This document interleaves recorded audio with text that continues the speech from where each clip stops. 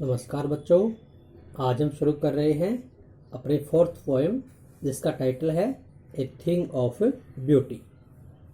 सुंदरता देने वाली एक वस्तु। इसके पोइट जॉन कीट्स हैं। इनका जन्म 1795 में हुआ था और 1821 में इनकी मृत्यु हो गई थी। ये एक ब्रिटिश रोमांटिक पोइट थे, ब्रिटेन के रोमांटिक पोइट।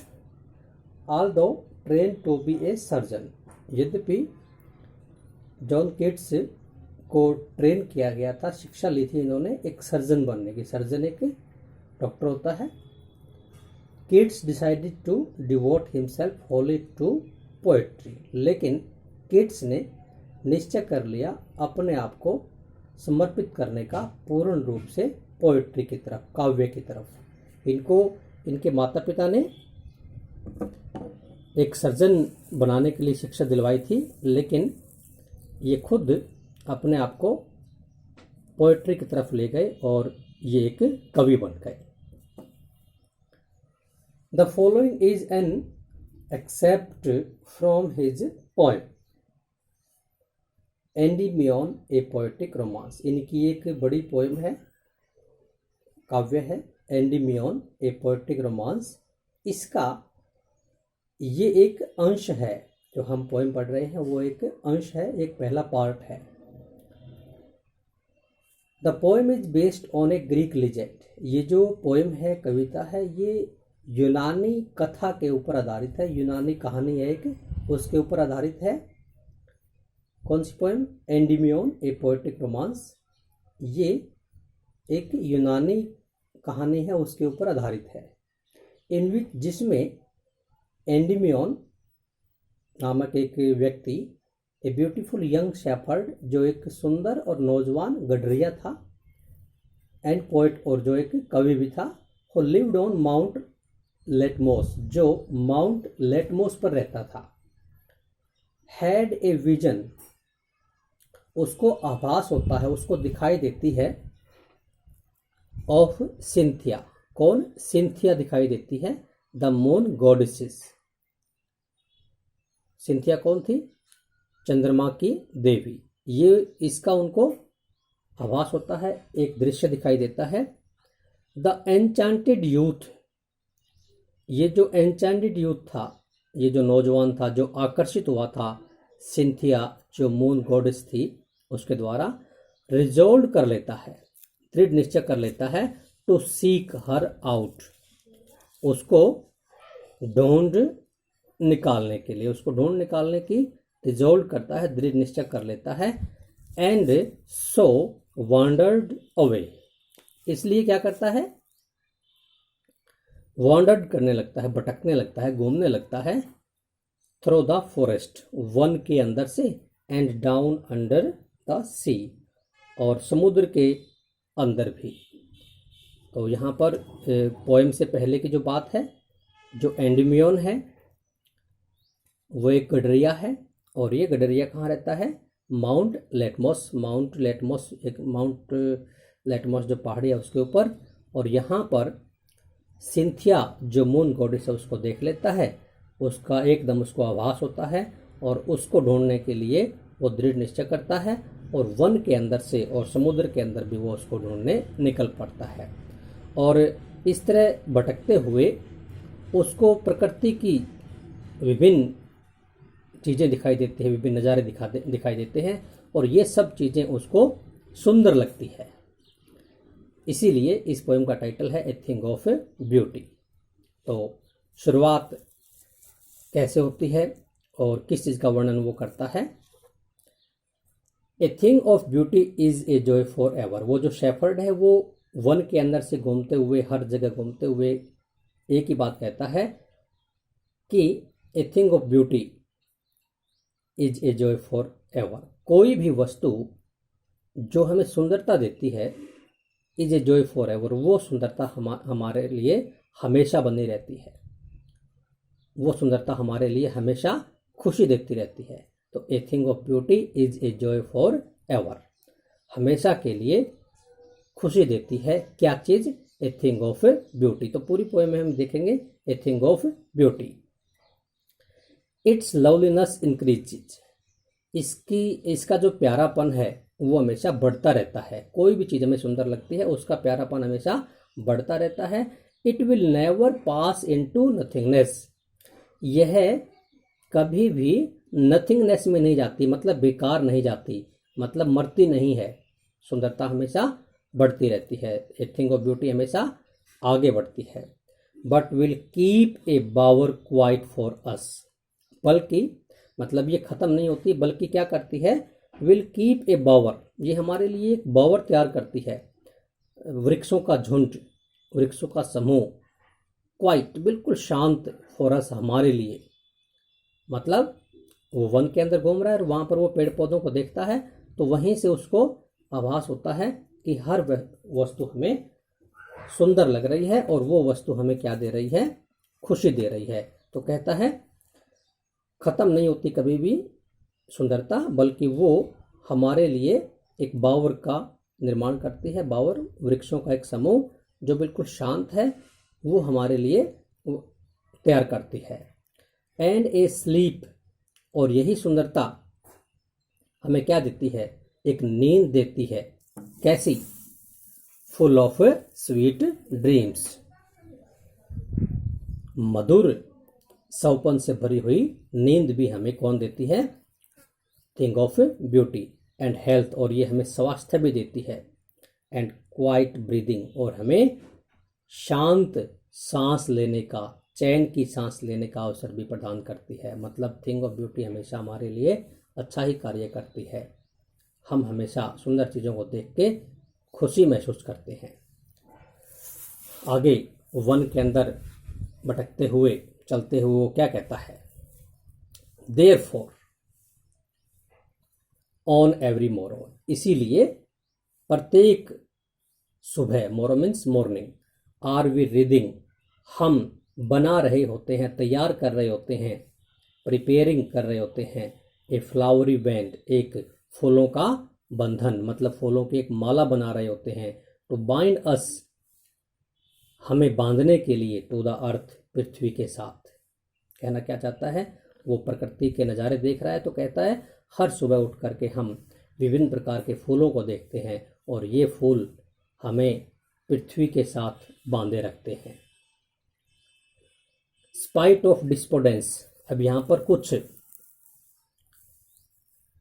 हमारे समाज में, हमारे लोगों के बीच में कुछ कमियां होती हैं, उनकी बात कर रहा है। स्पाइट ऑफ डिस्पोर्डेंस, उदासी के बावजूद, अब ये स्पाइट वर्ड हर एक फ्रेज के साथ जुड़ेगा। स्पाइट ऑफ डिस्पोर्डेंस, स्पाइट का मतलब इन स्पाइट ऑफ, उदासी के बावजूद, of the inhuman dearth of noble nature, अच्छे व्यवहार की अमानवीय कमी के बावजूद, ऑफ द ग्लूमी डेज, उदासी भरे दिनों के बावजूद, of all the unhealthy and our darken ways, जो अनहेल्दी और आवर डार्कन वेज हैं, रास्ते हैं, इन सब के बावजूद, अनहेल्दी का मतलब जो हमें खुशी ना देता हो, मतलब गंदे और अंधेरे से भरे हुए रास्तों के बावजूद, मेड फॉर आवर सर्चिंग, ये सुंदरता, ये beauty, thing of beauty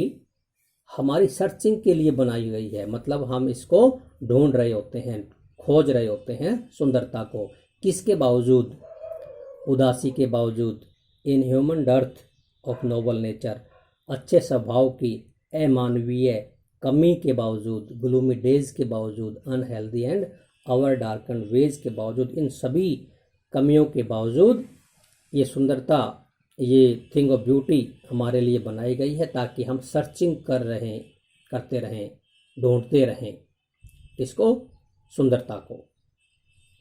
yes in spite of all, हाँ इन सब चीज़ों के बावजूद, सम शेप ऑफ ब्यूटी, सुंदरता की कुछ आकृति, मूव्स अवे, हटा देती है, दूर कर देती है, द पॉल, पॉल होता है पर्दा, फ्रॉम आवर डार्क स्पिरिट, हमारी काली आत्माओं से, मतलब हमारे दुख भरी आत्माओं से कोई ना कोई सुंदरता की आकृति हटा देती है, पाल को, पर्दे को। मतलब हमारे दुखों को दूर कर देती है। यदि हम सुंदर चीज़ों को देखेंगे और हम दुखी हैं तो हमें एक प्रकार की खुशी मिलने लगती है। और ये जो चीज़ें कौन सी हैं, ये शेप ऑफ ब्यूटी कौन सी हैं? Such the sun, the moon, trees old and young, sprouting a shady moon. और ये जो शेप ऑफ ब्यूटी हैं, सुंदरता की जो आकृति हैं, वो क्या क्या चीज़ें हैं? वो सूर्य है, वो चंद्रमा है, वृक्ष हैं, पुराने और नए वृक्ष। स्प्राउटिंग, जो स्प्राउटिंग कर रहे होते हैं, बना रहे होते हैं। ए शेडी मून, एक छायादार बून, बून मीन्स वरदान।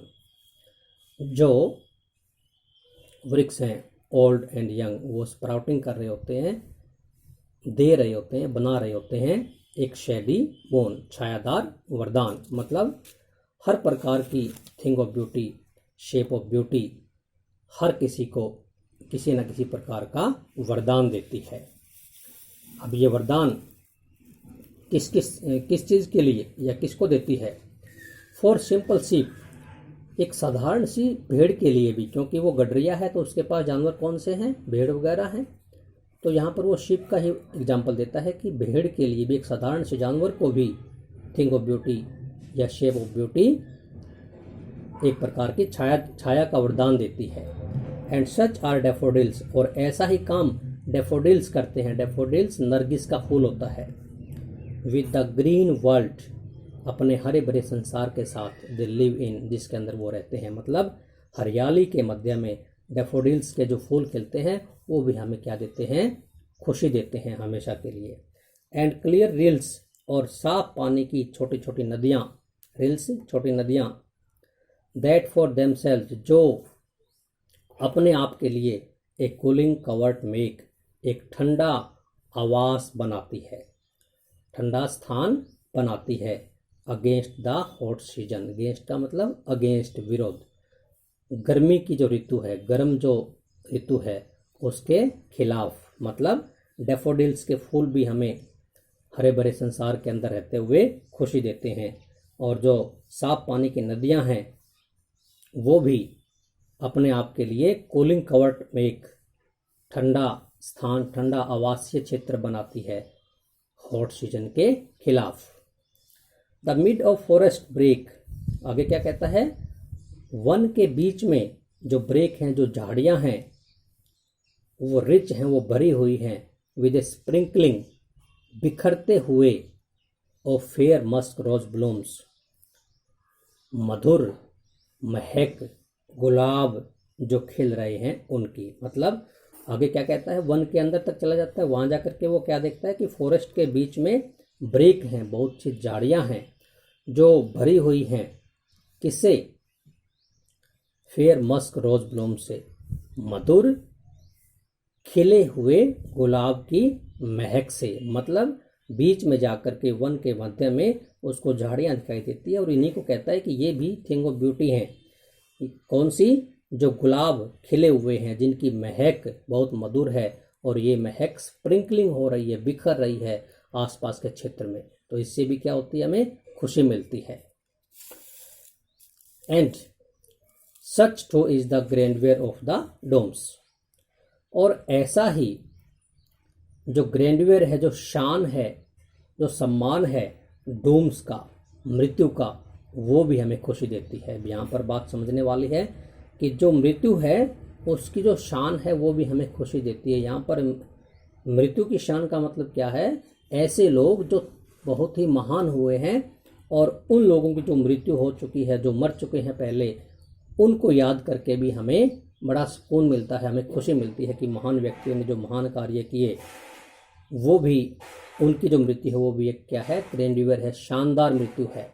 मतलब यहाँ पर कवि कहता है कि मृत्यु से भी हमें खुशी मिलती है। मृत्यु किसकी? ऐसे लोगों की मृत्यु जो महान कार्य करके दुनिया से चले गए हैं, उनकी बातों को याद करके हमें बहुत ज़्यादा खुशी मिलती है। वी हैव इमेजिन्ड, जिनकी हम कल्पना करते हैं। फॉर द माइटी डेड, जो हमारे ताकतवर लोग मर चुके हैं। ताकतवर का मतलब ऐसे व्यक्ति जो कोई ना कोई महान कार्य करके गए हैं, जो मर चुके हैं, उनकी जब हम कल्पना करते हैं तो उनकी मृत्यु भी, उनकी डूम्स भी हमें क्या लगती है, शानदार लगती है और इससे हमें खुशी मिलती है। ऑल लवली टेल्स, सभी प्यारी कहानियाँ, दैट वी हैव हियर्ड, जो हम सुन चुके हैं या हमने उनको पढ़ा है, वो सब कहानियाँ क्या है, एंडलेस फाउंटेन है, अंतहीन फवारा है, ऑफ इमोर्टल ड्रिंक का। इमोर्टल ड्रिंक, कभी भी खत्म ना होने वाला पेय पदार्थ, मतलब अमृत। पावरिंग अन टू अस, जो हमारे ऊपर पावरिंग हो रहा है, बिखर रहा है, गिर रहा है, फ्रॉम द हेवंस ब्रिंक, स्वर्ग के किनारे से। तो अंतिम पैरे में क्या कहता है कि मृत्यु भी हमें खुशी देती है। और मृत्यु किसकी, जो हमारे माइटी डेड हैं, जो हमारे ताकतवर महान लोग जो मर चुके हैं, जिनकी हम कल्पना करते हैं, उनकी मृत्यु भी हमें शानदार लगती है। और उन लोगों की जो प्यारी प्यारी कहानियाँ हैं, जिनको हमने या तो सुना है या पढ़ा है, ये सब हमारे लिए क्या काम करती है, एंडलेस फाउंटेन का काम करती है, अंतहीन फवारे का काम करती है। और अंतहीन फवारा किस चीज़ का, इमोर्टल ड्रिंक का, कभी भी ख़त्म ना होने वाले पेय पदार्थ का, अमृत का, जो हमारे ऊपर गिर रहा होता है, फ्रॉम द हेवन ब्रिंक, स्वर्ग के किनारे से। मतलब हर प्रकार की चीज़ हमें खुशी देती है, इसीलिए ए thing of beauty, Joy for ever. Thank you.